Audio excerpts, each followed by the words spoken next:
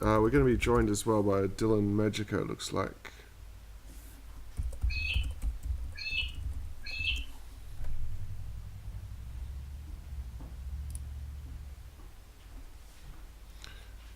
Oh, he's found a new 2-drop, Direfleet Daredevil.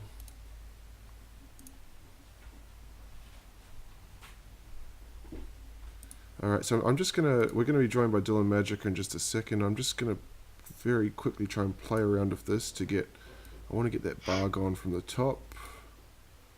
Pull this down a little bit more.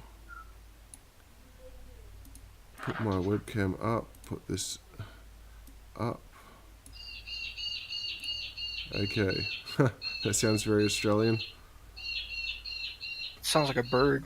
Yeah, welcome Dylan, joined by Dylan Magica. Good evening. So we've got three commentators now: Dylan Magica, myself, Matthew Tones, and Nathan Blewett. Hey. Bird. Yeah, I'm the one with the annoying bird outside. Standard red deck wins versus what's Oliver on? I haven't seen his hand deck. Blue-white approach. Blue-white approach, is it? Why can I not see? Oh, he's at the bottom. No, he's red deck wins. Markus D is blue-white approach. Yep. That's versus blue. Is this on the group server? Yeah. Yep. Okay. Okay, so everything looks like it's up and running. We're streaming. The stream's on a 3-minute delay. And I'm also recording so I can go back and edit this tomorrow. Oh, that's right. I was putting up the live ladder. Just give me 1 second and I'll put that information up.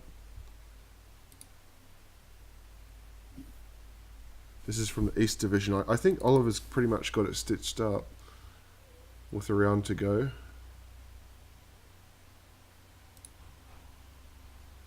Yeah, he's on 50 points. Markus D is on 26. Oh, wow.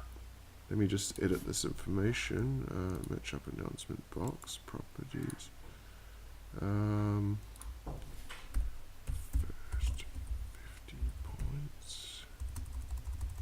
Markus D is currently sitting in first, second, third, fourth, fifth, sixth.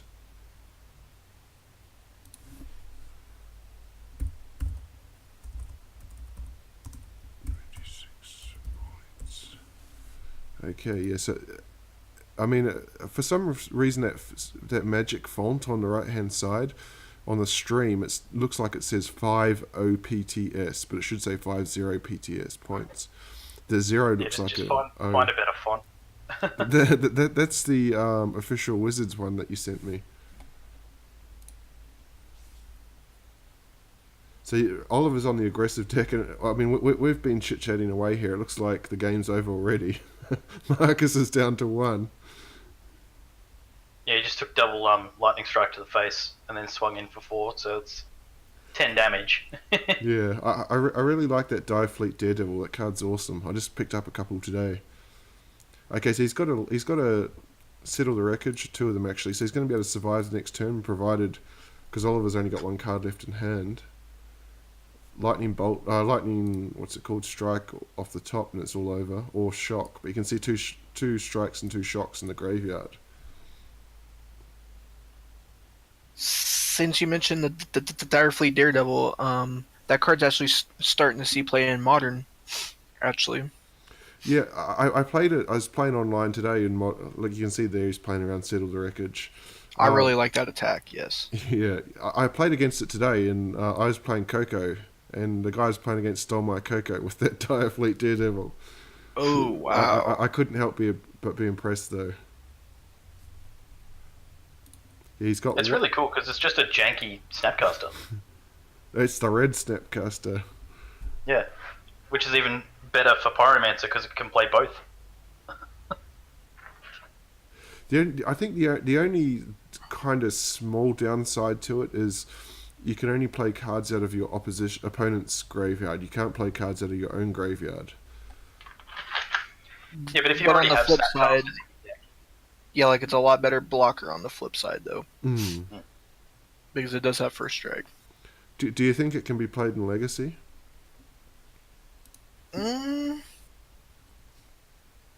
Possibly. They're just I guess the other problem for Legacy is it doesn't have flash, so you're not going to be able to use it to get counter spells or yeah. anything like that. I guess you could main phase it to do like a ponder. Um, I would not be surprised if it sees playing like the red white Death and Taxes deck. Like I'm sure some number gets played in that deck, but otherwise I don't think it'll So, get played anywhere else. so you can see he's just fired off his last Settle the Wreckage. Oliver's out of cards, but playing off the top. Marcus has got 2 Essence Scatters in hand, so if Oliver can find any burn spell, it's over. Even a Sunscorched or a Shock would do it. Yeah, drawing pretty live here. Dylan, have you got a new microphone? No. Oh, Why? The quality sounds really good tonight. Um, Interesting. No, like I've just used the same headset I always have. Oh. It's quite a nice one.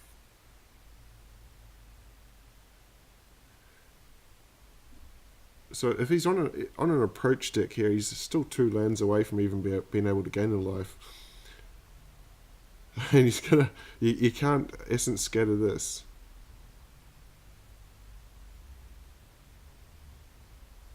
You can see Oliver on his red deck wins. I don't think he's ever seen so many lands in play before.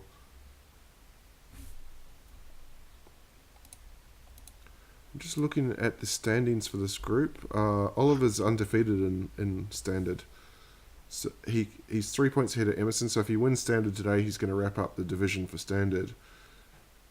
And From memory, every game I see him play in Standard's been with the red deck. yeah, and I don't think it's a coincidence that the top players in the leagues always stick with the same sort of decks. They don't chop and change too much. The interesting one is going to be Legacy. Marcus D, who's Oliver's on paper, they're really one-sided, like 2-0, 2-0, 2-1. But if you watch the actual match, they're a lot closer than that.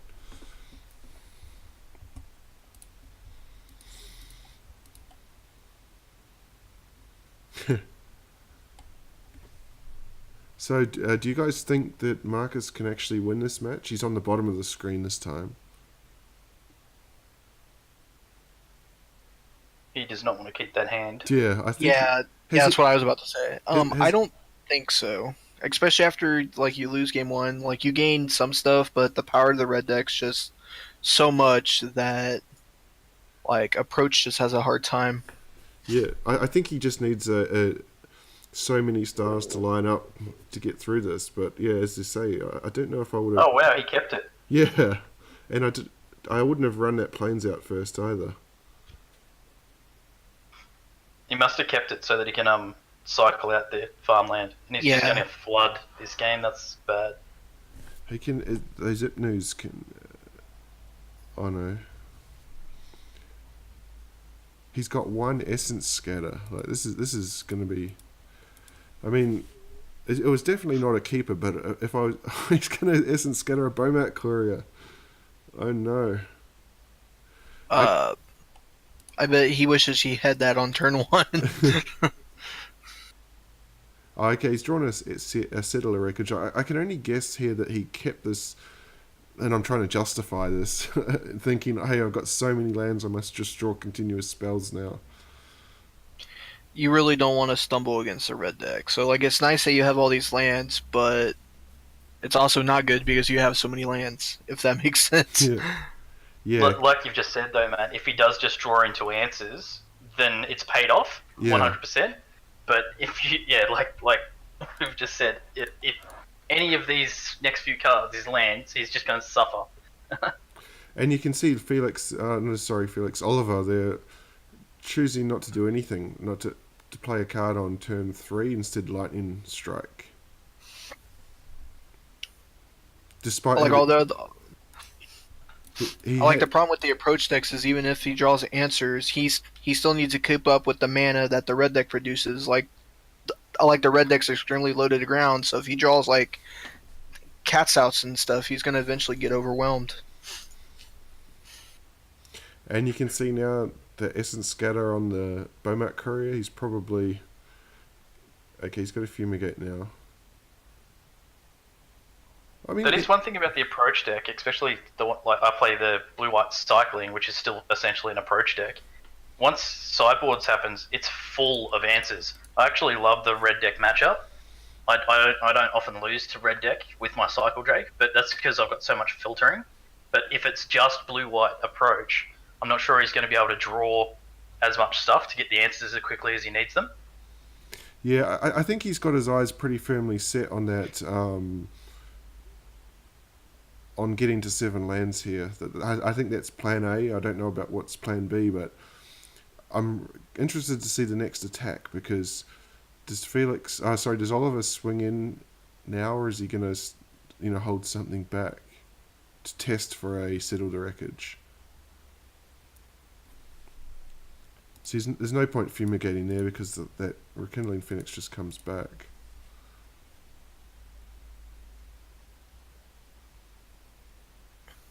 And if he does just go to swing in with just the Rekindling Phoenix, then he can just cast out.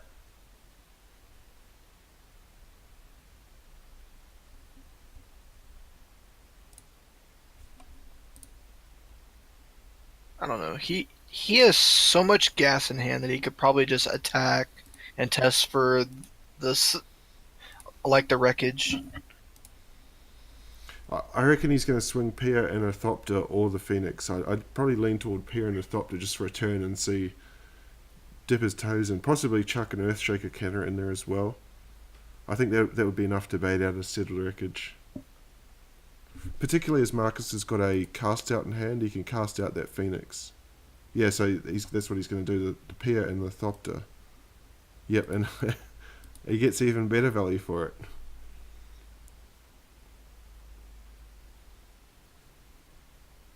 I really don't think I would have played the Settle.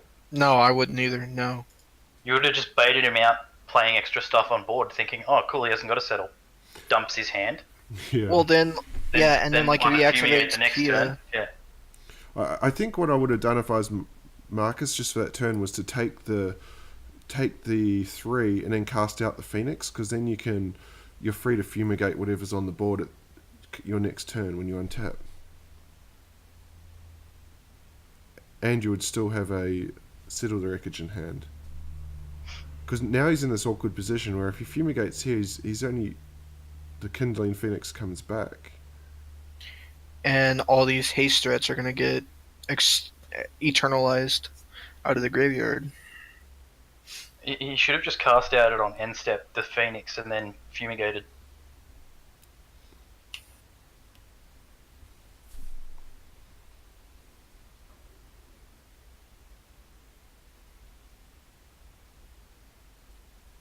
Although it is going to buy him a turn, because the Phoenix is going to have Summoning Sickness. I'm pretty sure the Phoenix comes back with haste. Let me have a look at that. I'll just bring that up.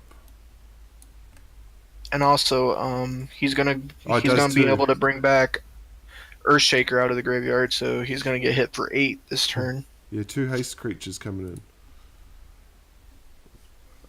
An Ipnu Rivulet, does that enters tapped, I believe. Oh no. 3, 4. Okay, so you can actually cast out both creatures next turn.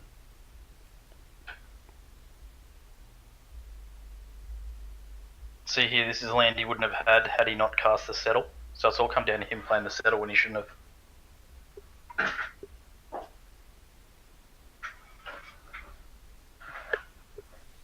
And then next turn after the 2 cast outs, he's just dead to what's in his hand, assuming he draws a land.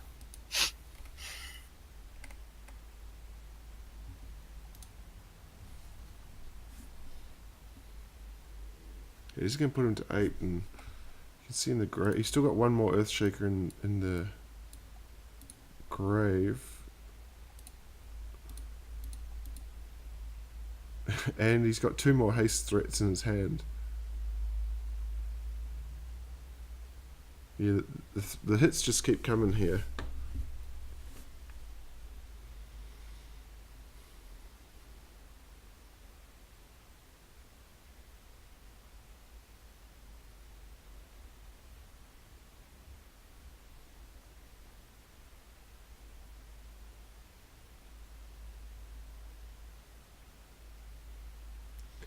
Second Phoenix inbound. And Oliver doesn't actually have to do anything here. He's got lethal on board. He can just swing these two first.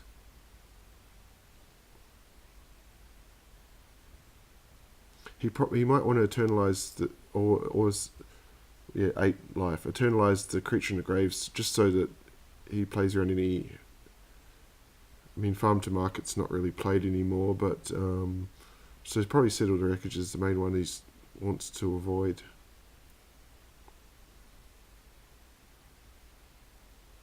I would just swing these 2 creatures.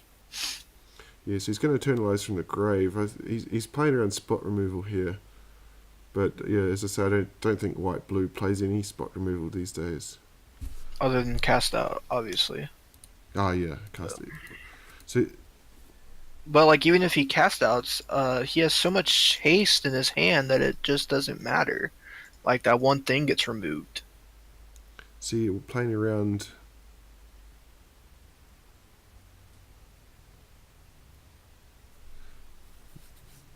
Playing around the Settle the Wreckage there.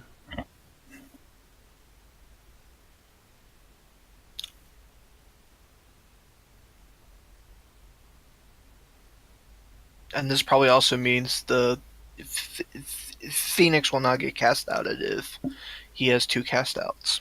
So I really like that attack.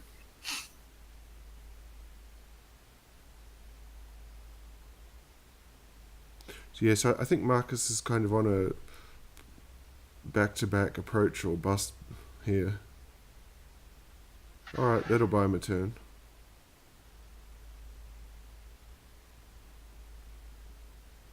He's just got to hope that Oliver misplays, plays a heap of stuff and swings all of it in. But he's been very methodical about how he's actually been swinging in, so I think he'd play around it anyway. I don't know if he'll play around it this time because I don't think Markus would have cast the 2 cast outs and not taken the Phoenix if he had the Settle the Wreckage. So I think Oliver's going to believe that he doesn't have a Settle the Wreckage, and I think he'll send two of the Uncrop Crashes with the Kindling Phoenix this time.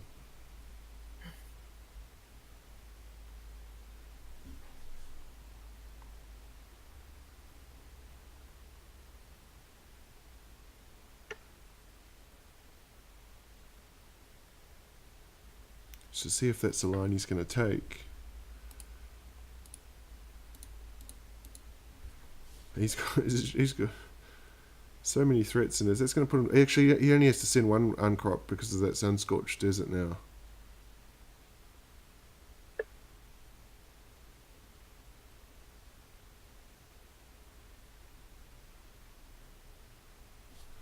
Just checking Markus's graveyard. Only seen 1 settle so far.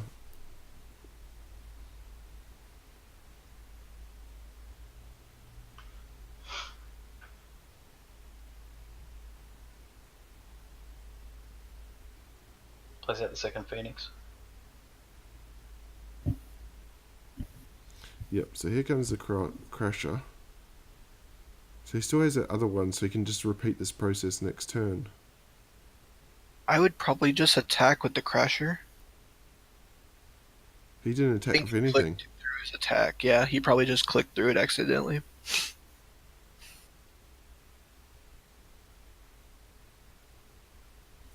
Now, he creates the games, and I believe he has rollbacks turned off as well.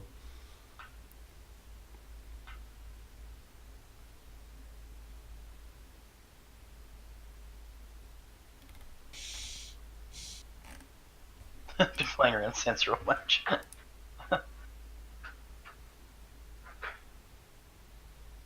I mean, Felix actually did a rollback today, and it didn't bug out at all. I was actually surprised. On all the other servers it does, but apparently not on this one.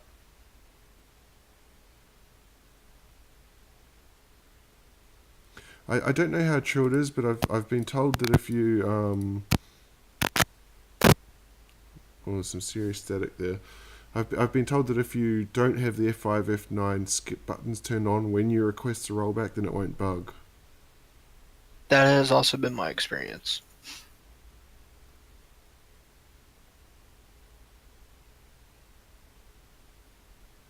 Okay, let's see what we got this time.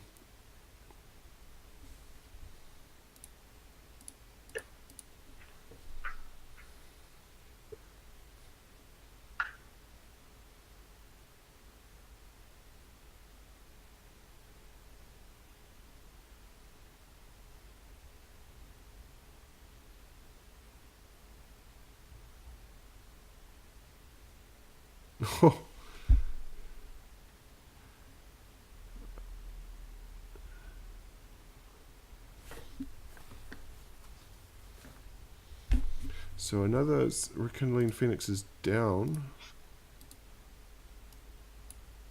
This one for good. The other one came back, of course.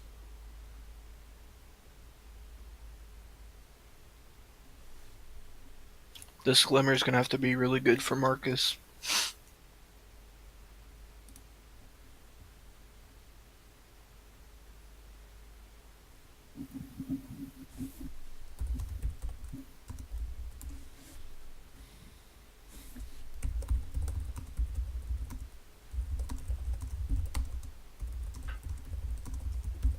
Well then. Well, he's got some options now. What does he want to play? Well, he could authority the consoles into approach, authority the consoles into Caracal. You probably just want to approach, right? 1, 2, 3, 4, 5, 6. Just to get as much life as possible. That, and like if you just randomly draw another one, you win the game on the spot. Yeah, I like Dylan's first suggestion, this one here, authority into approach, because it means that you're safe from any haste creatures the next turn, and it also gives you a clock, but he's gone for a Caracal instead. So if he played down the approach, then he knows, right, I've got to survive, was it 7 turns, and I'm set. Because all he's going to do here is take a hit from Rekindling Phoenix, and he's going to be forced to play the approach next turn anyway.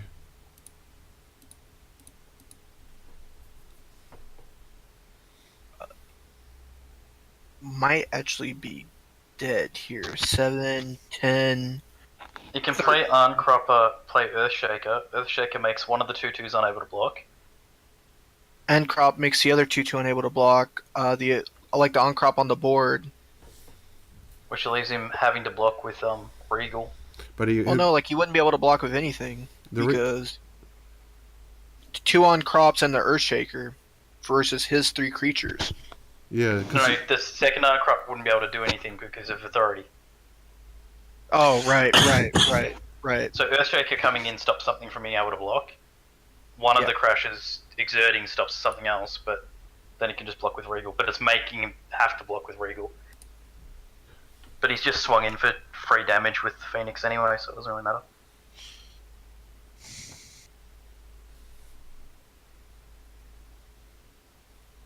Swinging in with lifelinkers and fumigating now would be awesome. I think he's got to fire off that approach this turn, and what would make it worse for him here is if imagine if he draws an approach this turn, so he could have actually won the game. 7, 10, 13. 3, 4, 5, 6, 7. He's just awkwardly one short of being able to hold up an Essence Scatter here. Oliver's out of cards. He's just dumped his whole board.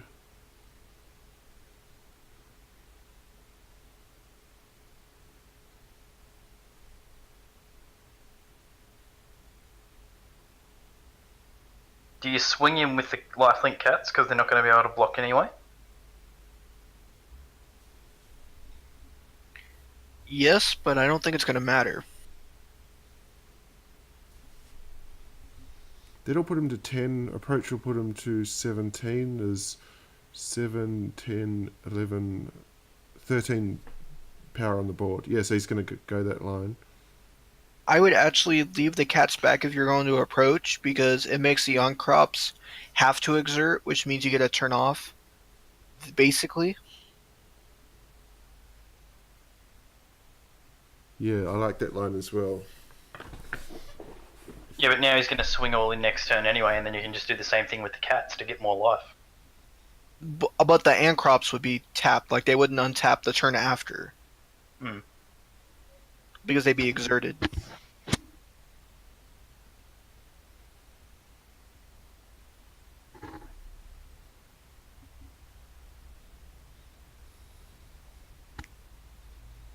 Okay, so now he's 7 cards deep.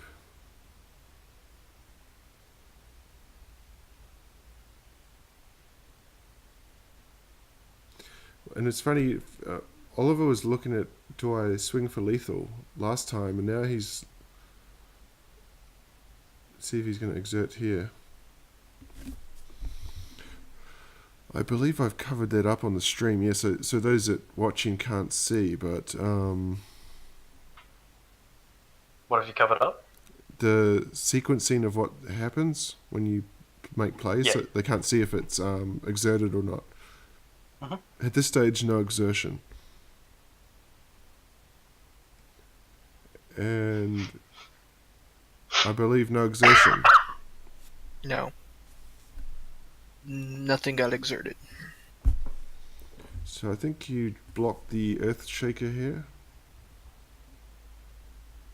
No blocks were declared. I don't know about that. Goes to 3. But this Caracal doesn't actually have lifelink anyway. But he could have blocked the Earth Shaker for free there, I believe. Am I missing something? Why did he... You don't want the Earthshaker to go to the graveyard. Oh, okay, yeah. Comes back sense. as a 4/4. Yep. At the very least, he could have blocked the Bowmat. Okay, It doesn't make sense that he didn't block something. Here's a good pickup. It's going to give that Caracal a lifelink now. Yeah, that's a very good draw. So he's going to pump the Caracal and the other cats, so that he's going to have 4... So he can swing in and gain So 10, gain 10, go to 13. dead on the crackback. Just on board. Well, he can disallow an exertion trigger if he wanted to. Well, he's not going to exert anything if everything's tapped, though. He won't have everything tapped. He'll still have the blockers that this is going to produce. Not true, he's going to get the other 2 cats. That's going to be... Yeah. Sweet. Yep. You definitely want to swing in for 10 now. And then it also have to see what Oliver's going to do going back, because it will be lethal if he doesn't get him this time.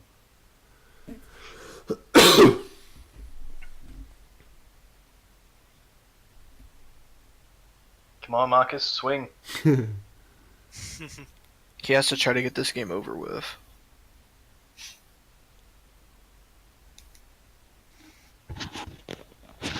What's that? That's turn 2, I think, since he cast the approach. Yep. Come on, the whole lot has to go.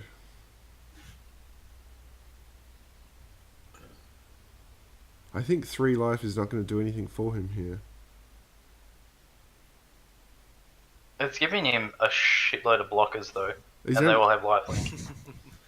Well, the 3/3 cat is just going to be negated by the Phoenix coming in the air, which is going to drop him to 2, which means he's just flat out dead to a lightning strike. Yes, I would have swung with all available attackers there.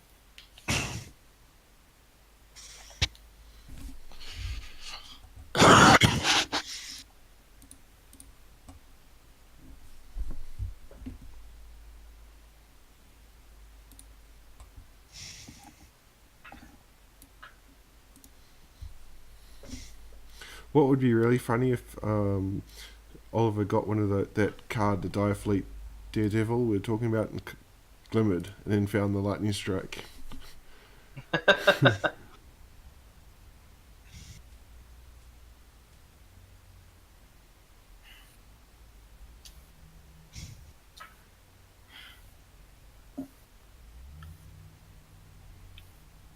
This is kind of a I was going to say a complicated attack from from Oliver. I don't know why I keep saying Felix. Because there's a couple of exertions he has to consider here, and then the crackback as well. So there's the two exertions. I almost want to just attack with the Phoenix and the Bromat. After the Bromat trigger goes off, sacrifice it, try to hit the lightning strike. Of course, that would probably get dissolved, but I think that's better than just attacking with everything. Okay, so we've got 2 cats that cannot block, so that means he's got 3 blockers against 2, 4, 5 coming in. And all these things have lifelink also. Yeah, I think the 2 Caracals in front of... Well, he doesn't need to get the uncrops off right now.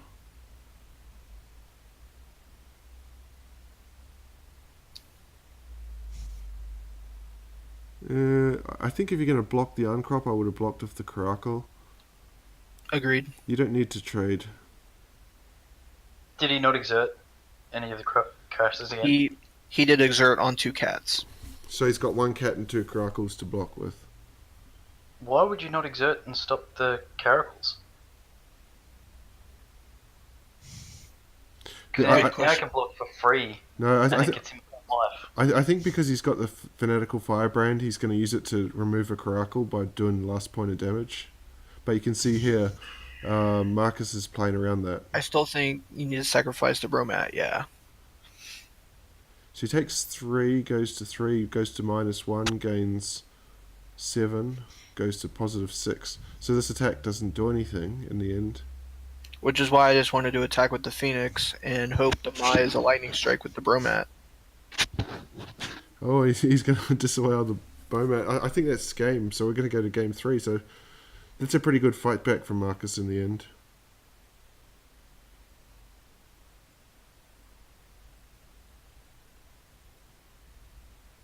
I believe he's got lethal on board.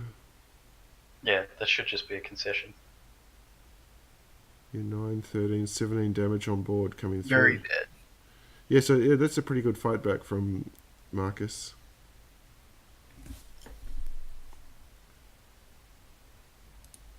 Speaking of which, I've just found this, the Dire Fleet Daredevil. A very cool card. We might see it in game 3.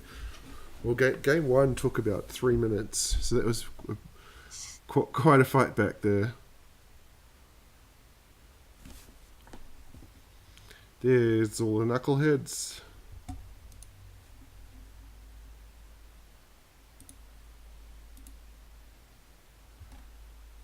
Markus jumping back up to 23 life. Wow.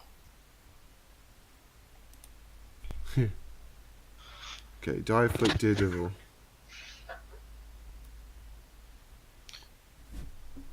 It doesn't work. Oh, it still works pretty well to just cut all the excess out.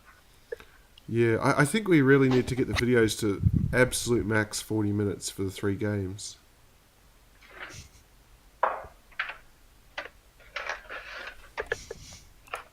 The old 3 planes, whole bunch of blue cards hand for Markus.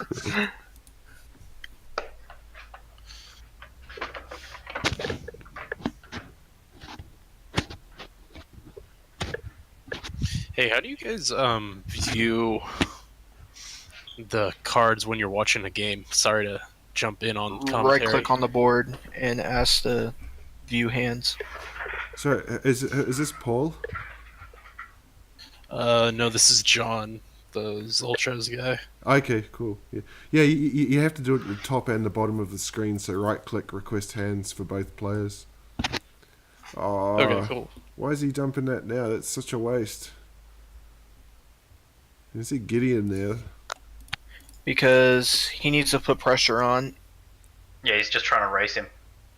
Like, there's nothing early out of the approach deck that you can get the value from the Dire Fleet. Really. This is It's really just better quite for an a control aggressive matchup, isn't it? start. Yeah.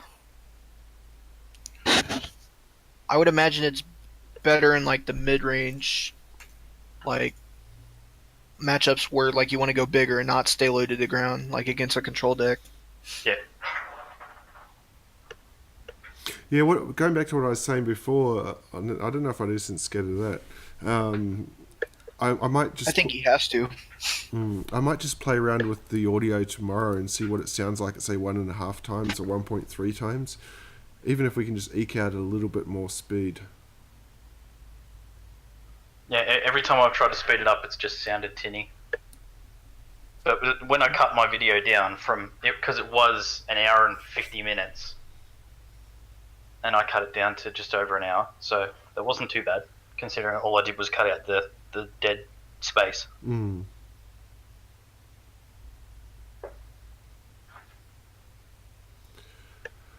This is interesting. The old G-boy. Well, it is going to kind of be a distraction for Oliver. Although if Oliver finds a third land and dumps it, Uncrop crashes, and it's just one turn. Yeah, it's just dead. Yeah. Yeah, I think like what you guys were saying before, he's just trying to. I think the magic number is 4 lands. Once Markus hits the 4th untapped land, we'll see these attacks change a little bit.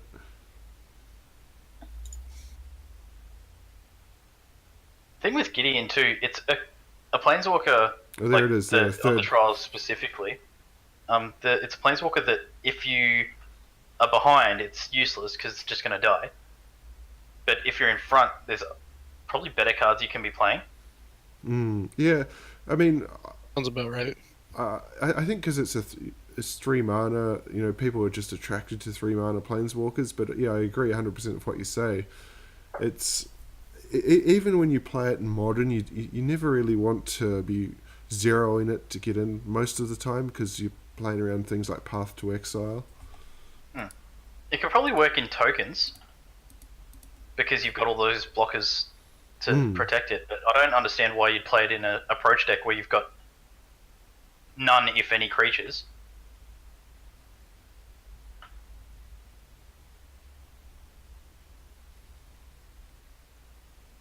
Although, obviously not this match, but you can make an emblem and then they can't win with approach then, can they?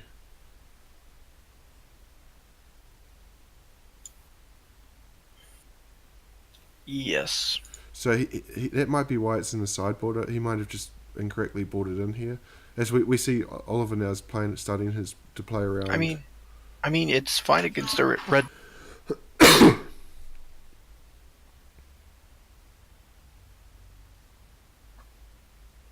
Oliver's starting to play around Settled Wreckage now.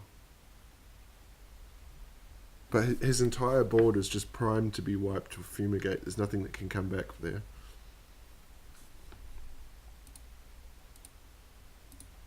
Just needs that one more land and then he can start doing some silly stuff. Chandra has her Glory Bringer in hand. Yeah, I think this is going to be pretty good. This is going to swing. If Oliver doesn't hit land next turn, I think this is big time in Markus's favour.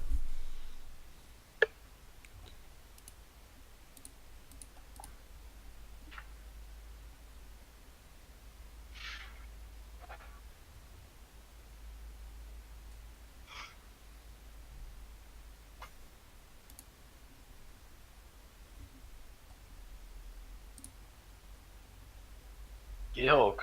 Nice.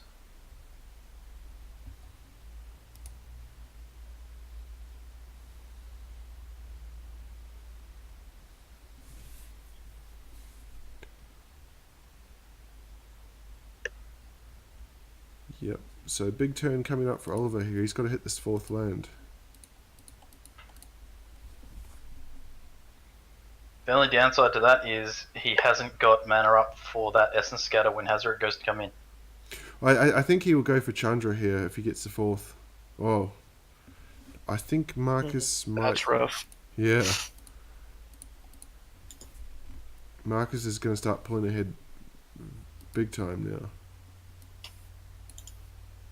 So we're going to see all these lands up in a torrential. What targets does he have in grave? A Supremo and a Essence Scatter.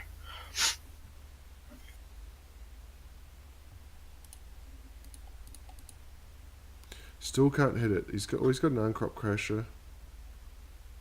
This is just gonna get Essence Scatter, I assumed. Bit of a waste of a Gearhulk there. No, because now he's going to be swinging in for damage. He's making Yeah, it's a clock now. Yeah.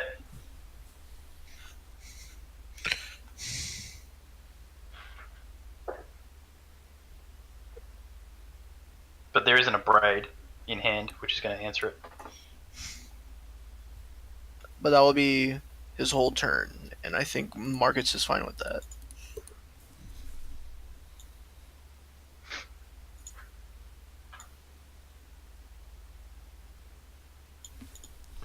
Yeah, I don't want to put the... I don't know if this is an Australian saying. Nathan can enlighten me. Is it put the Moz on somebody? Is that the saying? Put the moz on Put the something? what? Have you heard I've of that? never heard of that. Put I the have moz- never heard of that. It's like to jinx, Interesting. kind of to jinx them in a way. I'll say jinx. I don't want to jinx Oliver here, but I see a pattern here where he leads the league for virtually the entire season until very, very late. Last year he slipped up in one of his matches against I think it was the bottom ranked player in the league, and it costed him the tournament. Oh, wow. And he comes into this one first versus 6. I think he's still pretty much safe because he's 8 points ahead of Emerson, who's in second with only one round to go. So Oliver would have to stuff up 2 weeks in a row to blow it.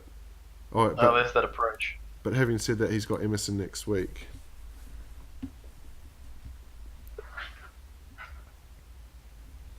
Yeah, so just for those that, following the standings, if Oliver can pick up 5 points across the 3 matches today, then he wins the division.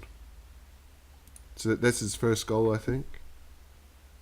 Is that the Sounds standard? about right.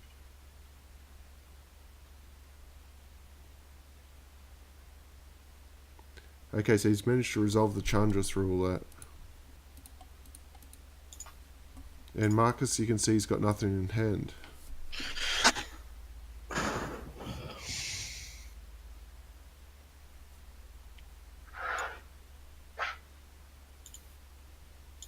So he's got seven turns to survive.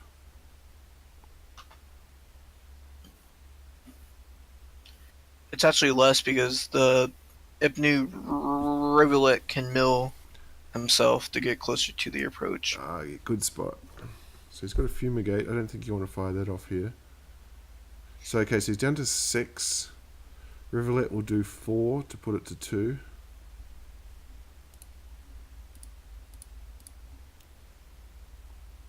One of these cards is going to get eaten by the Essence Scatter.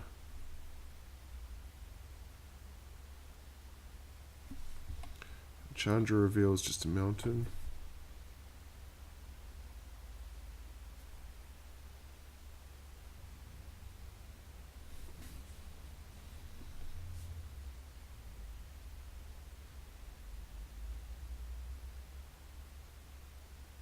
Okay, so he's got 1 card left in hand.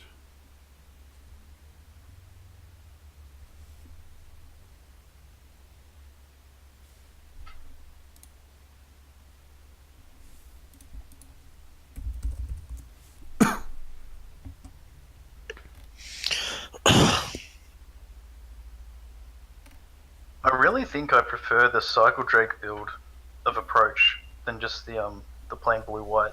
Yeah, I like it as well. Having said that, I've picked up 5 points in a legal season with it. Okay, so we're down to 2 cards.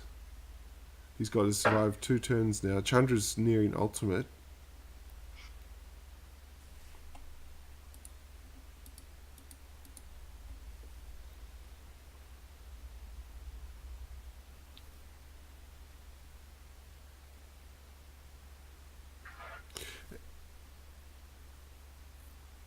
Well, Oliver's calling good game. It's the next card. I believe it's 2 cards down. So Chandra's going to do 2, put him to 12. Glorybringer can put him to 8. Bomat Courier can put him to 7. No, actually, don't play the Bomat Courier because you can play it off the Chandra ultimate next turn. So I think Oliver can actually win from here.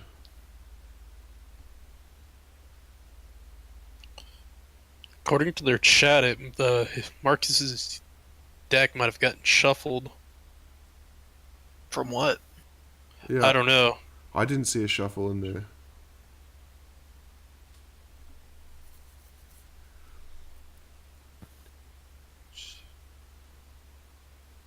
Because Chandra's ultimate will do 5 damage, so he's at 9. 4 damage here will put him to 5. He's a point short. I think he had to Glorybringer this turn, not Bomat Courier.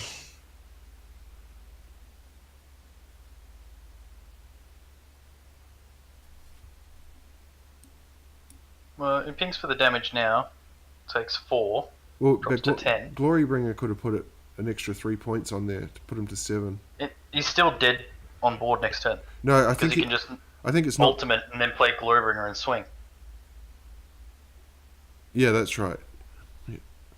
But there's the approach. No, I believe approach is 2 cards. Oh, it was. So No, that's why he was asking, did he shuffle? He must have thought he was meant to draw it last turn. I shouldn't say the worst. The unluckiest modern player in all the leagues. 2 points. Worst is a bit harsh. Yeah. Performing the worst. Yeah. The poorest performing. He's picked up 2 points, which is the lowest.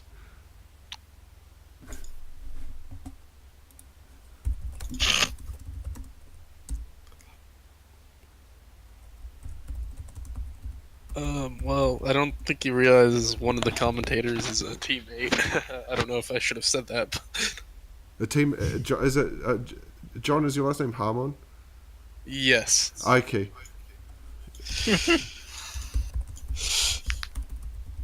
So Eldrazi Tron Hollowone versus Hollowone, yeah.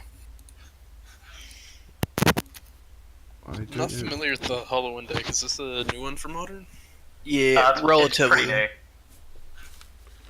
You basically just loot. Most of your creatures have graveyard recursion, but then all the stuff that you discard allows you to play Hollowones for free. Yeah, like it's almost like Dredge, but it's much more explosive and more resilient against graveyard hate. Because you can just play a bunch of 4/4s.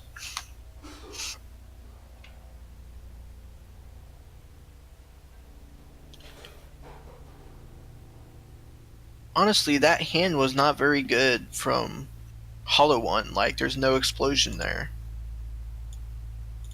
Yeah, it's slow playing because you can just play lands and play creatures, but that's not what you want to do. You want to be able to loot. I don't know why you mulligan it.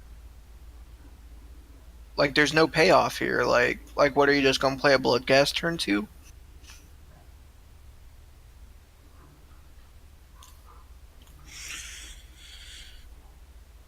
Especially not Lightning Bolt in response to that Chalice.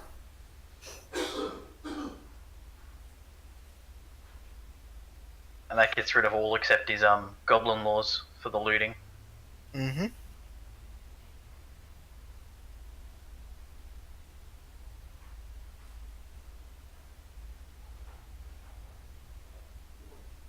If he plays another Chalice here on 2, you may as well call it game because he's not going to be able to get anywhere.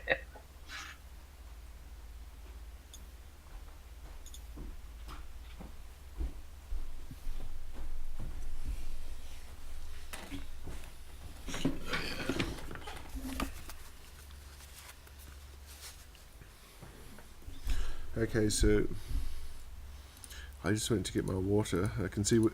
Okay, Oliver's on the Hollowone deck. Yes. So this is a new one for him. He normally plays Death Shadow.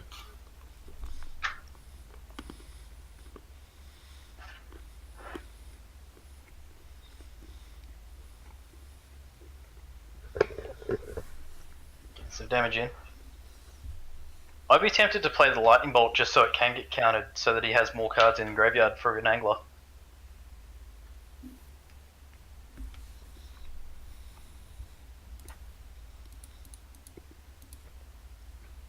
Well, he's not going to like what he sees here.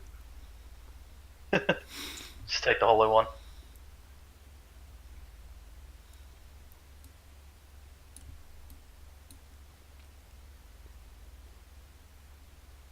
Yeah, I'd be inclined to take the Hollowone as well. He's only going to be able to cast one of those anglers.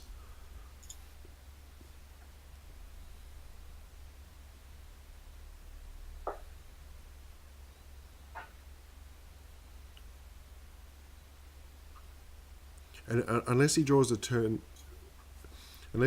another land here, Oliver, he's 2 turns away from being able to play the angler anyway.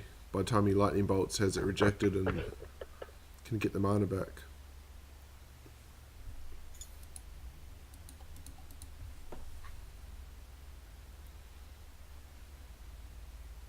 Does he remember that he can't cast his bolt there? I'm surprised that there's no blocks.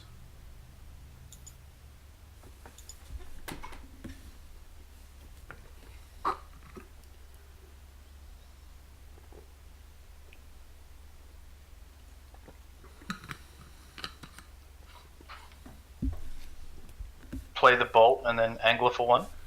Well, Oh no. I think that Markus just forgot about his own Chalice of the Void there, because he had a free block on the Bloodghast.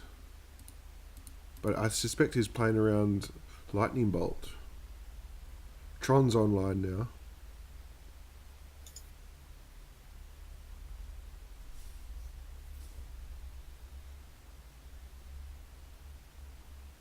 Swinging in for 9. Ugh. That's a 2-turn clock. Yep.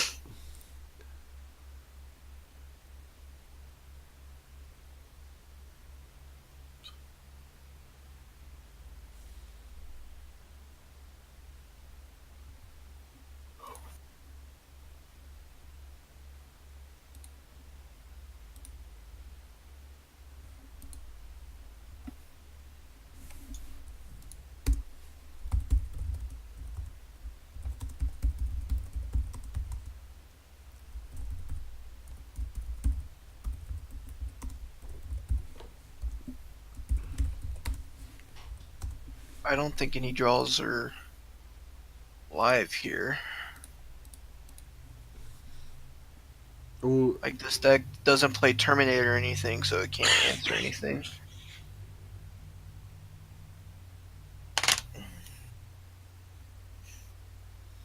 a Gurmag Angler can actually buy him a few turns, because he's going to be able to trade with the Reality Smasher, and then the next turn play another Angler to stop the Thought Not Seer. So he's just dead to a Smasher off the top. But if there's no Smasher off the top here, I think he's in okay position.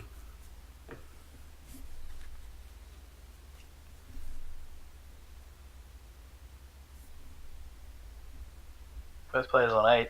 It's a close game. So see what Markus can get off the top here. Oh, no longer a close game. I was just about to say, if he draws Karn, the game's over too. Classic Tron move. And the irony of that is that Oliver's been playing green-black Tron the last couple of weeks as well. Wow. I hate Tron.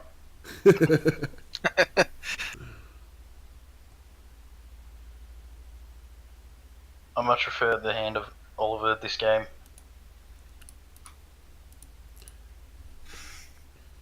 Well, he's going to get a Chalice for 1 again. And you can see all his dust there, but Markus has kept terrible lands, basically. 3 do-nothings. Fire off the Bolt while you can.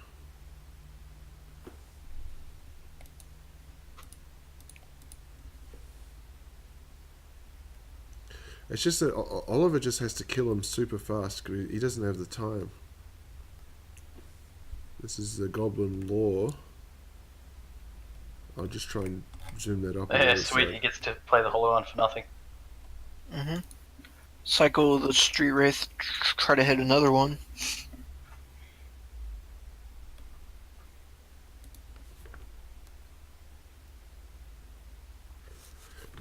Is it Burning Inquiry you can actually, or is it Burning Wish? I forget the name of it. You can actually do that turn 1. Burning Inquiry. Yep. You see Ancient Grudge there, but he's not going to be able to flash it back once Crucible hits his turn. Yeah. You Angler actually next can. turn though, that's going to be wicked. Yeah. He can Angler and Grudge to Chalice.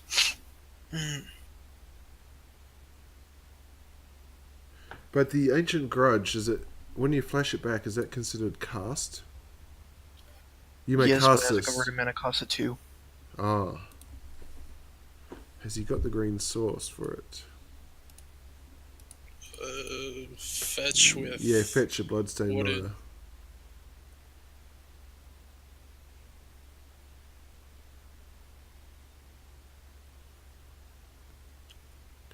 Or I guess, does he even want to at this stage?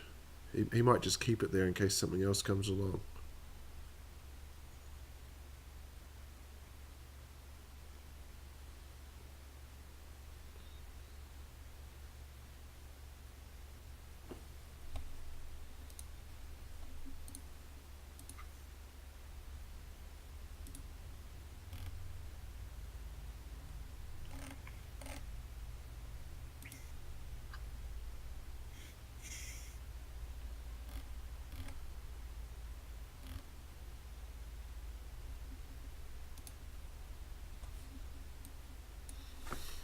Okay, so he's got a 9. Yeah, it's a 2-turn clock on the board again. This is 13.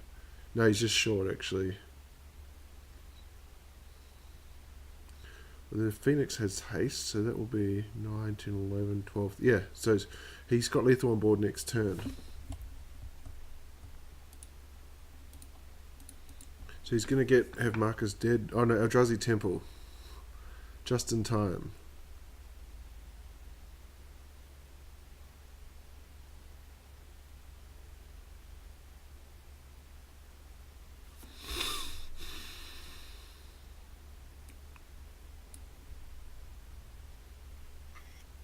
Take it.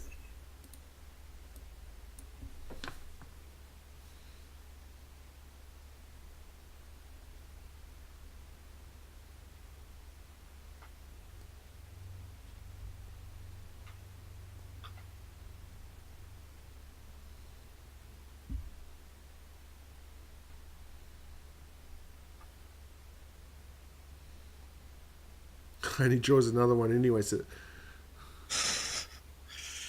Well, he doesn't have lethal here because of the Thought Knot. Still swinging with everything anyway. Yeah, just trade the Hollowone with the Thought Knot, I See, guess. that I wouldn't have done. I wouldn't have played that land. I think he'll take that one back when he watches back later. Yeah, this is exactly why I wouldn't have played the land. Yeah. You could have just left it. Although it's irrelevant now because the Bloodgeist is still going to get haste when it comes down, but I think he's just dead anyway. 2 life left. We're going to go to game 3.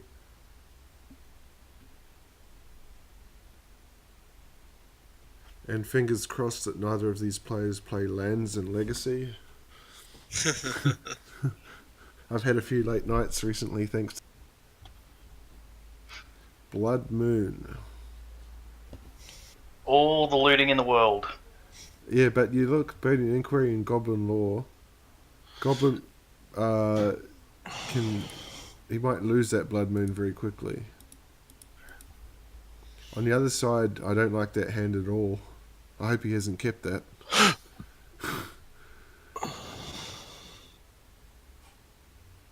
That's terrible. He didn't keep that, did he? No, he No, didn't. he No, might. he should. Okay, there's a keeper. He's got the Expedition and he's 1 land short of Tron. What a lucky SOB. 1 land short of Tron. Smasher in hand. He's on the play as well with Expedition map. Turn 3 Tron. Or no, yeah. Well, it depends what Oliver's going to do on the other side because Burning Inquiry might have something to say about that, but I don't know if he wants to fire off the Burning Inquiry when he's got Blood Moon in hand. So we'll see which way he's going to do it here. Shame he can't Ancient Grudge that map.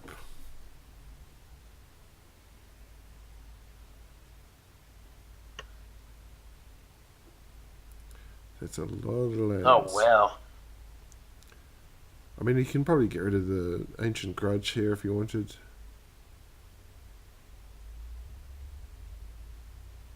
Grudge in a land? Because he's not going to get that Expedition map with the Grudge.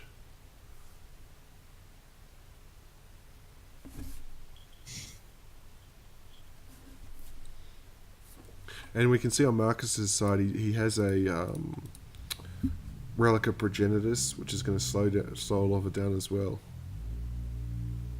Discards 2 lands.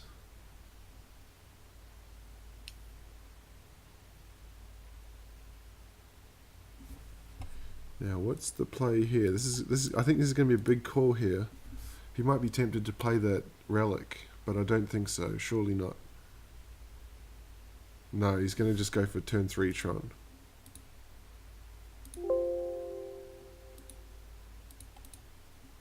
What was that noise?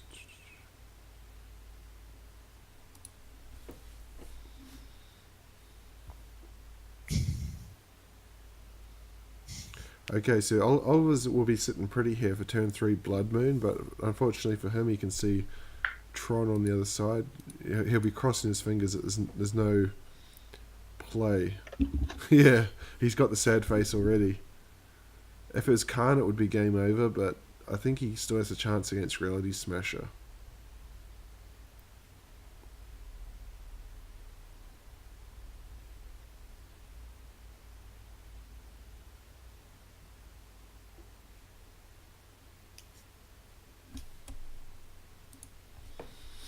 Although Markus does have the mana here to be able to play Smasher and play and crack Relic.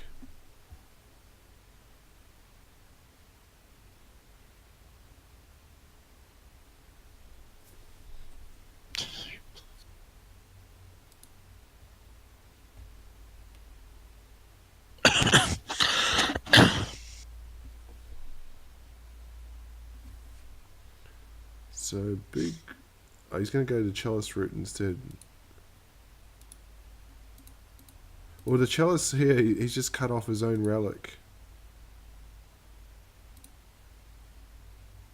And Oliver's going to help him out.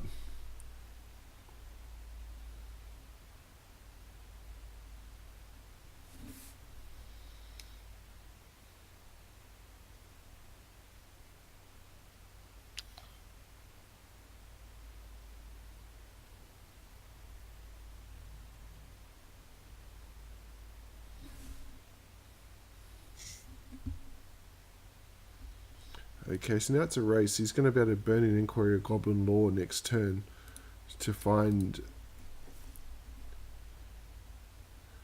the Gurmag Angler to stop that Smasher. A Relic here, I think, would seal the match.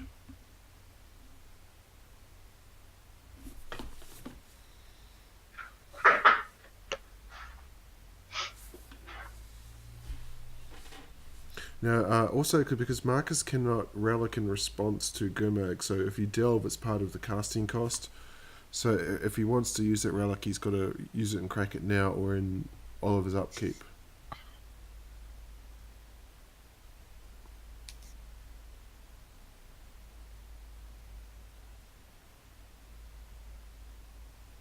See if he does it here in the upkeep.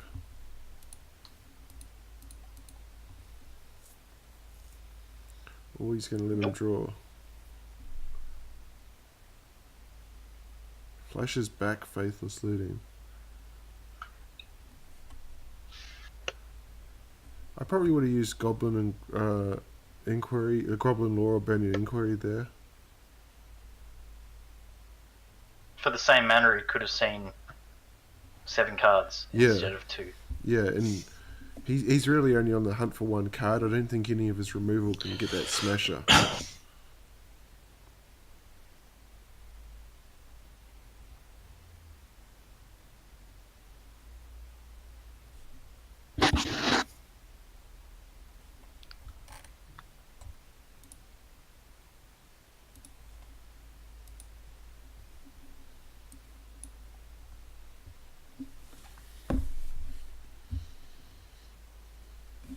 So that he's taken 10 cards in the grave. Because the thing here as well, the problem for Markus is that he doesn't have colorless mana. So even if he draws a Smasher or a you can see a Reshaper in hand, he can't play any of these cards.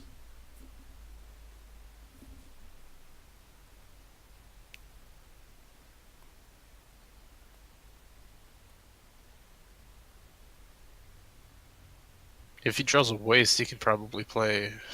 Yeah, Matter, right? Waste would be his only, but I think this deck would only have 1 or 2 max, because it's already sort of stretched for mana between 4 Eldrazi Temples and 12 Tron pieces. I'd crack this Relic right now. I think Oliver can't win if he cracks it. Yeah. And he gets another one anyway.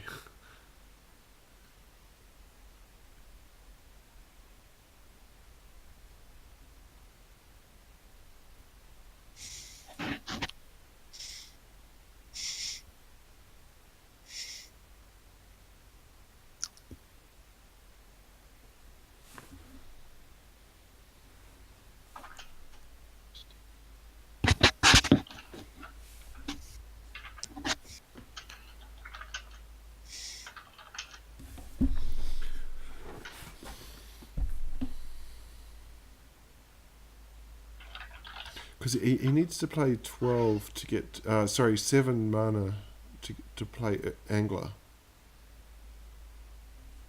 As he drops to 4. He can't play a 1 mana spell to put cards in the graveyard now. Goblin Law will put 3 in, but it takes 2. He can cycle 1 Street Wraith.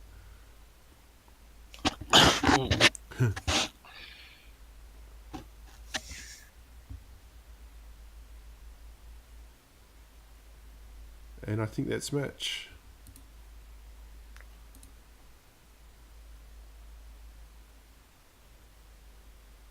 And we're going to go to Legacy. Now the fun begins. Well, this is the interesting one. Actually, that's Marcus's first win in Modern this season. He entered this on 2 points, grand total of 2 points for Modern, and he's just picked up 4. Earlier you had said Oliver needs 4 points or 5 points to... He needs...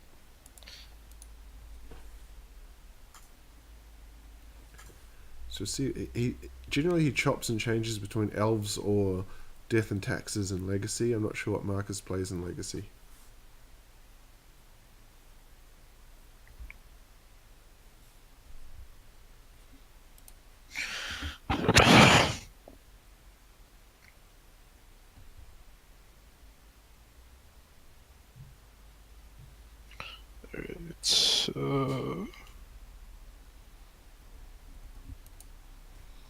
Okay, so he's back onto his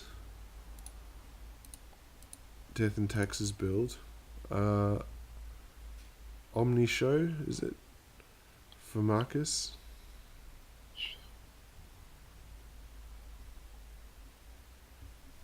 I believe so. So you can see he's chock full of counter spells. He's just going to be looking for a show and tell to get the Omniscience out.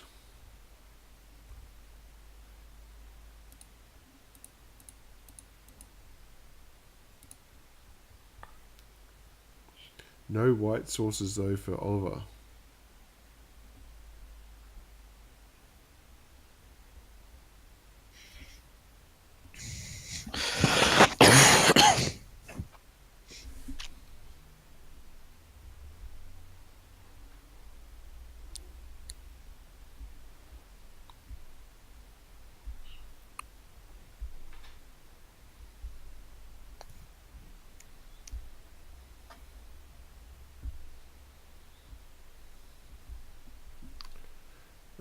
That's an aggressive spell pierce, but I think it's a good one. Especially since no white sources have been shown. That spell pierce is really good. Oh yeah. Because that spell pierce is not really going to be relevant at any other point in this game. You can see Marcus didn't fire off a brainstorm there, because it meant he would have had to have cracked that fetch. But he cracked the fetch anyway and then didn't fire it off. Another colourless source from Oliver. One thing that I've noticed is a lot of players misplay Brainstorm. Like here, there's no reason to Brainstorm. I think he's just wanting to use that mana before the land goes away. Yes, but the Brainstorm doesn't exactly accomplish anything at this point. Well, is this deck that he's playing? I mean, a few people in the league play it, but basically all you're doing is digging for a show and tell to play Omniscience. Is that how it works? Yeah.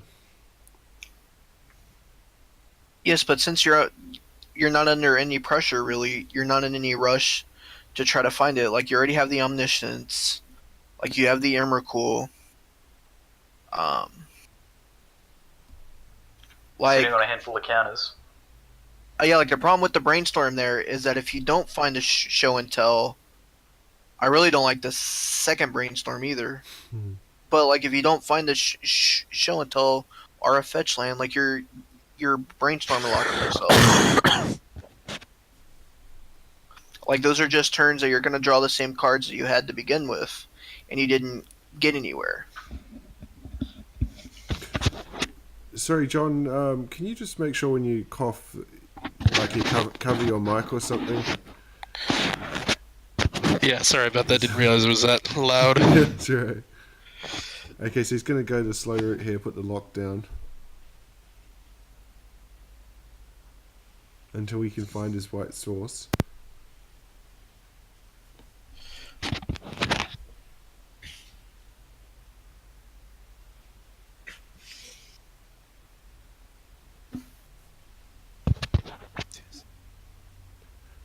Yeah, I think the difference in these decks is the preordain, isn't it? The sneak attack doesn't play preordain. The omniscience version does.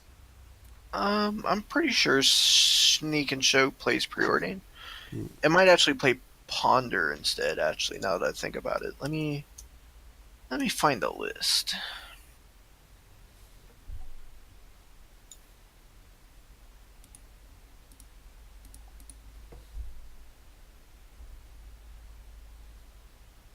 Okay, he's got a cavern now, so he can get something done. But he'll be looking over the other side and thinking if he wants to or not. Yes, Sneak and Show usually plays all three cantrips: Brainstorm, Ponder, Preordain. So.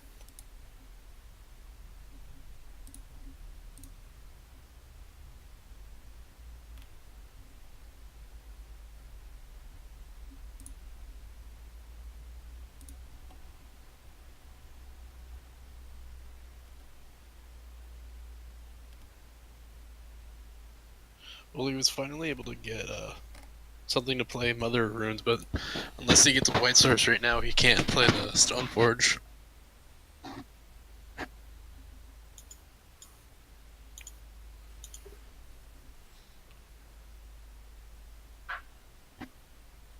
Another Richard Port. Yeah, I think he's pretty hardcore on the tapping down lands plan here because it's the only thing kind of keeping him in the match.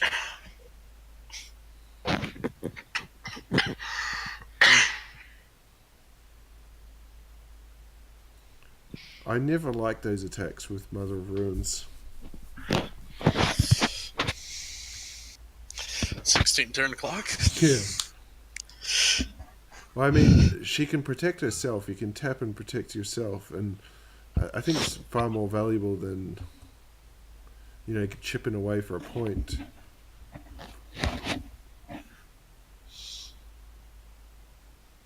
But this is going to be a long, slow grind.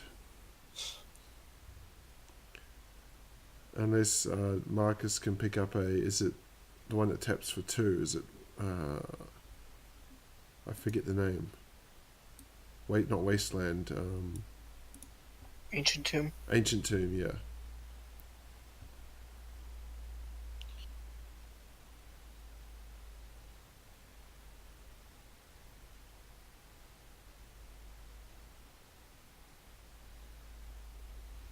Okay, so he's only going to be able to tap down 1 this time.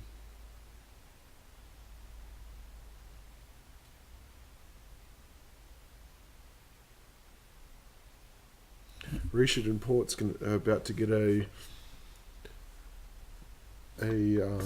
reprint.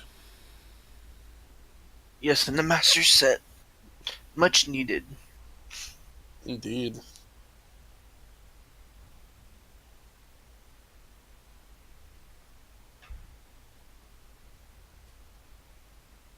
I'm a bit surprised they didn't reprint Force of Will, because that's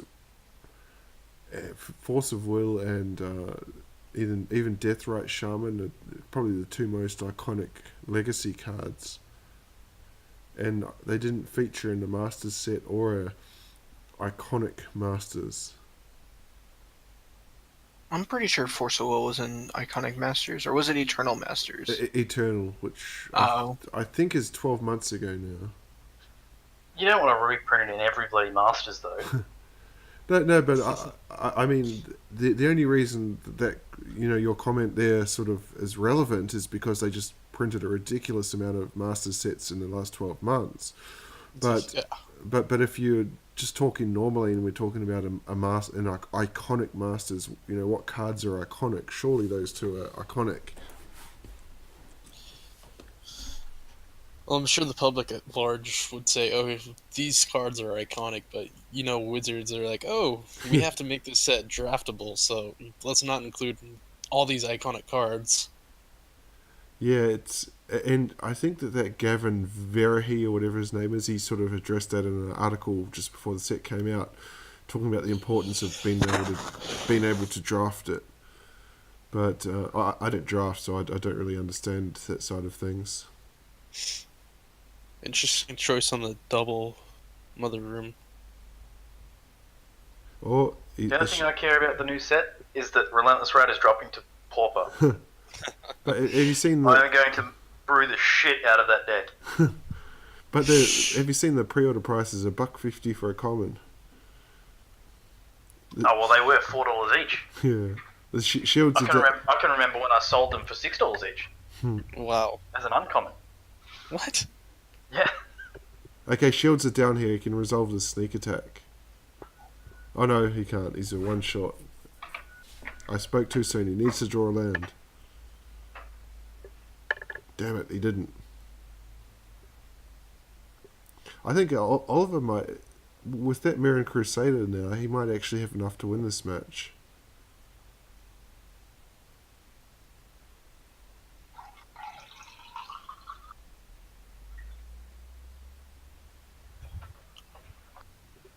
Because it's double strikes. He's got 6 damage. It's a 2-turn clock. He can not actually. Of the equipment, D&T normally runs Fire and Ice and then Banner Skull, right? Well, yeah, I think he doesn't need to do any of it because he can just tap down 2 more lands next turn. And Markus needs a show and tell or a land, but because he doesn't have either in hand, he can only draw 1 card. So Oliver's got this, providing he doesn't tap out here.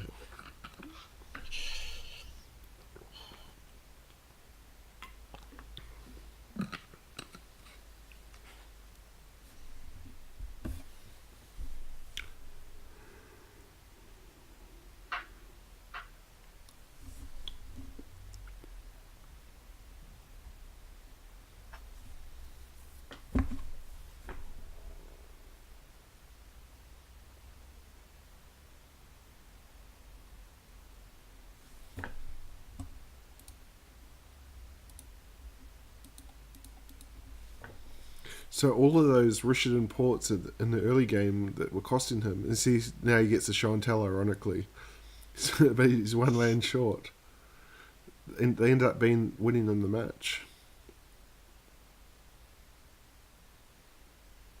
Oh, sorry, the game, not the match. So we're going to go to sideboards now. Just kind of protect it.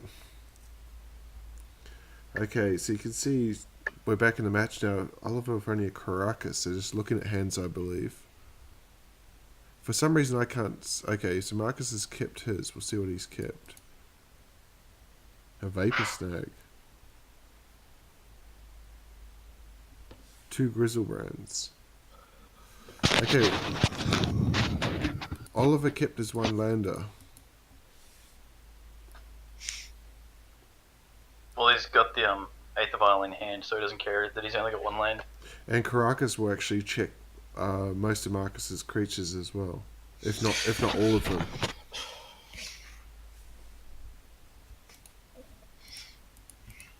It's like, I sneak this guy out, Caracas. Yeah. Aww. The only problem is he's going to be able to do it twice a turn, and Caracas actually taps.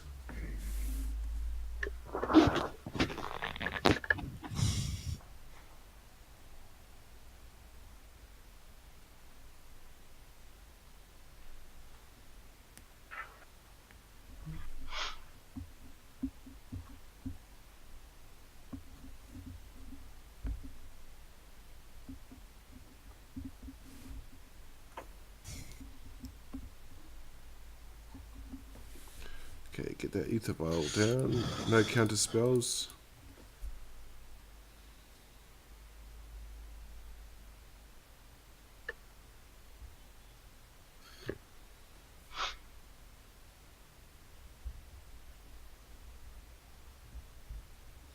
But Oliver's deck actually has a lot of cards that can battle this one. Like Containment Priest will shut down Show and Tell. And if it has Pithing Needle to name Sneak Attack, it's basically a lockout. Yeah, I was discussing with Oliver the other day how the Death and Taxes, or the white deck that he's playing now, just has so many answers to just so many different things. It doesn't care what it's playing against, it's going to have answers in it.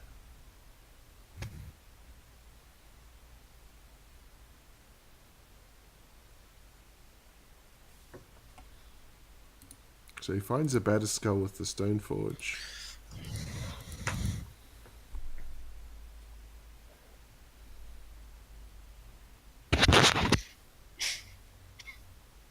He's going to brainstorm. He needs another land here.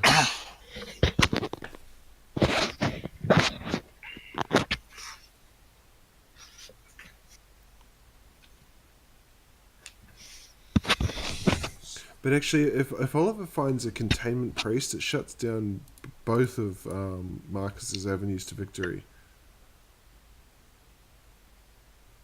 So he can use Recruiter of the Guard next turn to find it. Well, Marcus can just play the pedal out and then get Sneak Attack on board. Yeah, but Sneak Attack can't sneak anything in with the Containment Priest in play.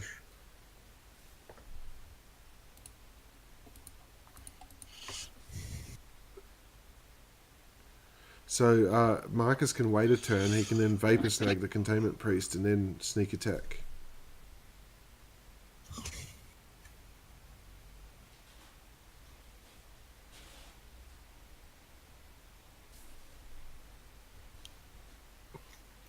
Well, he brainstormed and he didn't find a land there.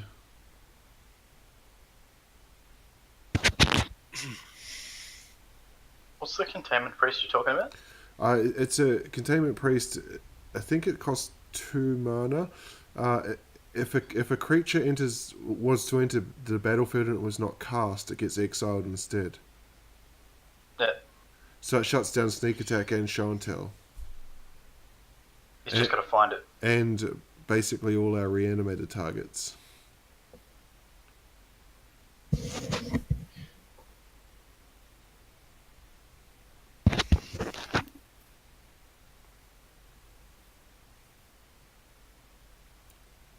So he's just got to play the Recruiter Guard and fetch it.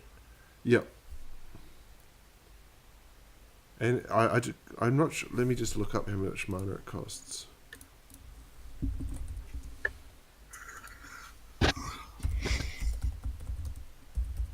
I'm calling it Containment Priest, but I don't know if that's the correct name. Let me have a look. Oh, it is. Yep. Yeah, if it has flash and it costs 2 mana. If a non-token creature would enter the battlefield and it wasn't cast, exile it.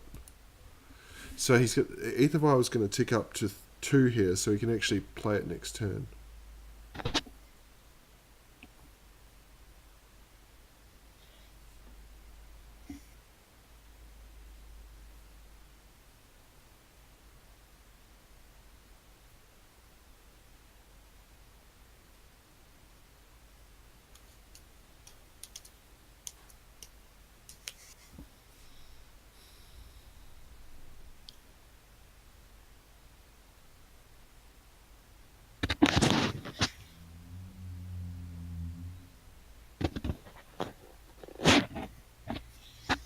I'm not sure.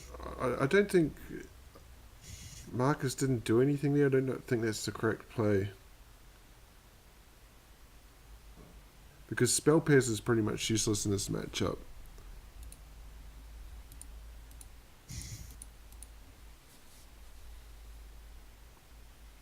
And once he gets Aether Vial on 3 Flicker Wisps in hand, he's just going to lock out. Oh wow, he's just drawn the Containment Priest.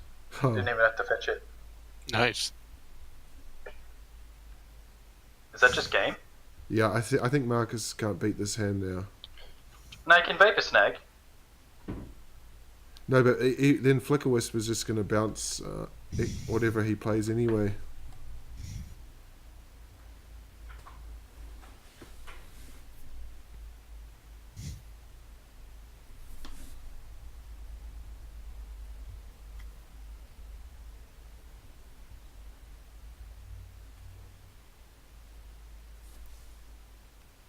Okay, so he's going for it here.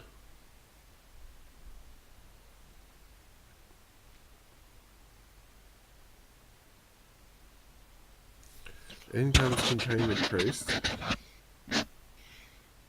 He can Because actually... Flicker Wisp hasn't got flash, so he can Vapor Snag the Containment Priest. Yeah, but the Containment Priest has got flash, so he's going to Vapor Snag here.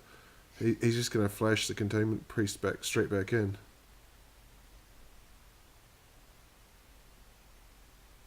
That is unfortunate. No force of will in hand on the other side.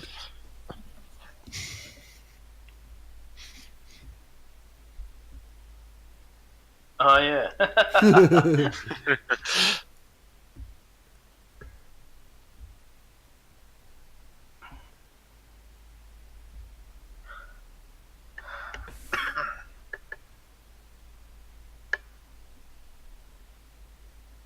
And that one little 2-mana card basically shuts down this entire deck. Surely he'd have like lightning bolts or something in there, wouldn't he? Well, I don't know what they play main deck, but certainly after sideboarding he would have answers to a deck with so many creatures. But you can see the Aether Vial goes up to 3, so Flicker Wisp is just going to protect it anyway.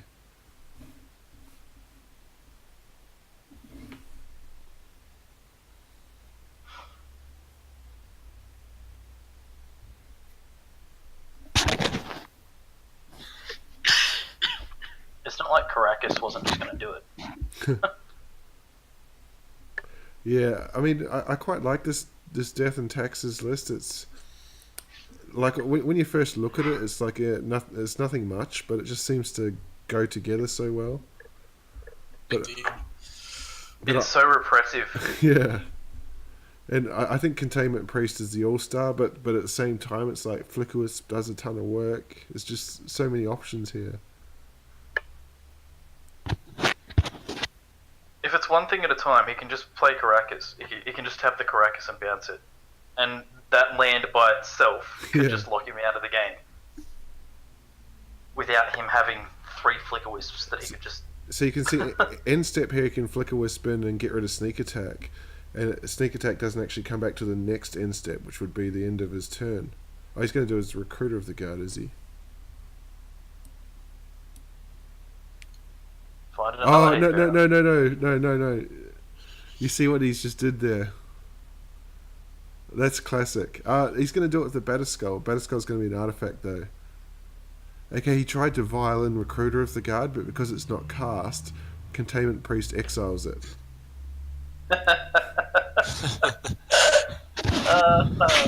Wow. So he's not going to be able to actually Violin Flicker Wisp to protect his own Containment Priest.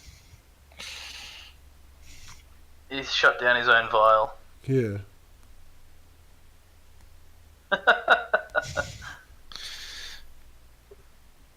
Yeah, and I think the cool thing with this deck is that for those wanting to get into Legacy, it's expensive, but it's not that expensive compared to other Legacy decks to build this.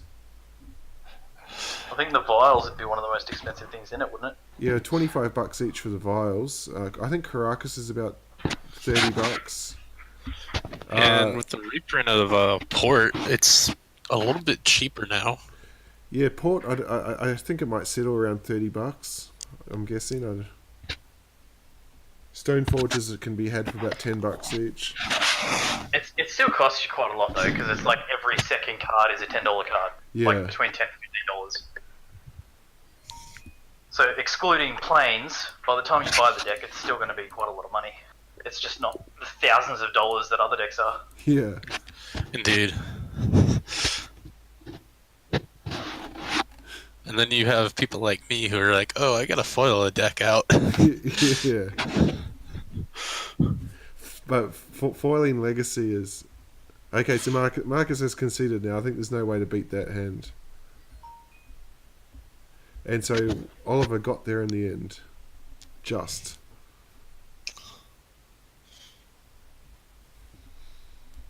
And he will have a bye in the first week of the finals with a week to spare.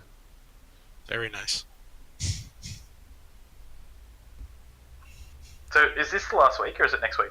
Next week is the last week, but Oliver's lead now is at least 13 points, and you can only get 12 points in a week.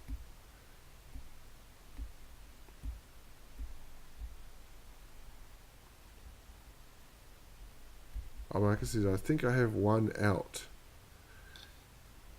What's in his hand? If he had a lightning bolt, that would work. He's like, nope. I think I have one out. Nope.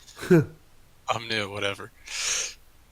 Oh yeah, he could sneak in omniscience, because it's not a creature. And then he can just play cards. Yeah, without paying the mana cost.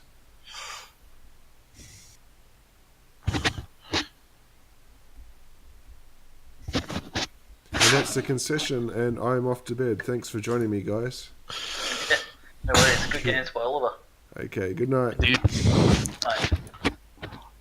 any of you guys up for commentary? I believe.